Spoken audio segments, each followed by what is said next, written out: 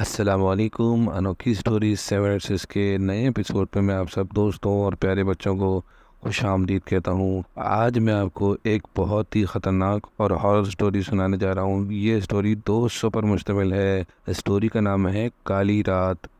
मेरा नाम नौरीन है। एक दिन रात के 12 बजे मैं अपने ऑफिस से घर की तरफ आ रही थी।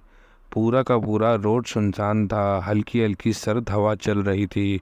माहौल में पुरस्कारियत छाई हुई थी। अचानक एक स्पीड ब्रेकर आया। मैंने गाड़ी आहिस्ता कर ली। गाड़ी के आहिस्ता होते ही गाड़ी बंद पड़ गई। बाहर आकर मैंने बोनट चेक किया तो कुछ वजह समझ में नहीं आई।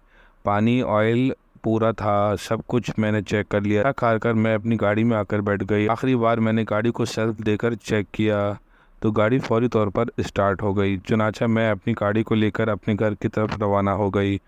थोड़ी देर के बाद मैं अपने घर पहुंच गई। गाड़ी को गैराज में पार्क किया और अंदर वाले दरवाजे से अपने रूम की जानिब बढ़ने लगी। इस वक्त पूरे घर में लाइट गई हुई थी। हर तरफ खौफ के मिले जुले असरात नज़र आ रहे थे। मैंने स्टोर से टॉर्च उठा ली थी। मेरा कमरा ऊपर की जानिब था। सीढ़ियों से मैं अपने कमरे की जानिब बढ़ने लगी। अचानक मुझे ऐसा महसूस हो रहा था कि मेरे पीछे कोई चल रहा है। मैंने मुड़कर देखा तो कोई नहीं था। आखिर मैं अपने कमरे तक पहुंच गई।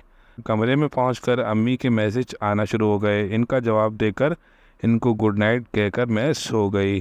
प्यारे दोस्तों और प्यारे बच्चों, ये थी काली रात की पहली एपिसोड। अगर आपको ये एपिसोड अच्छी लगी तो इसको ज़्यादा से ज़्यादा शेयर कीजिए और ज़्यादा से ज़्यादा लाइक कीजिए और मेरे चैनल अनोखी स्टोरीज़ 7 को सब्सक्राइब करना नहीं भूलिएगा। अस्सलाम वालेकुम।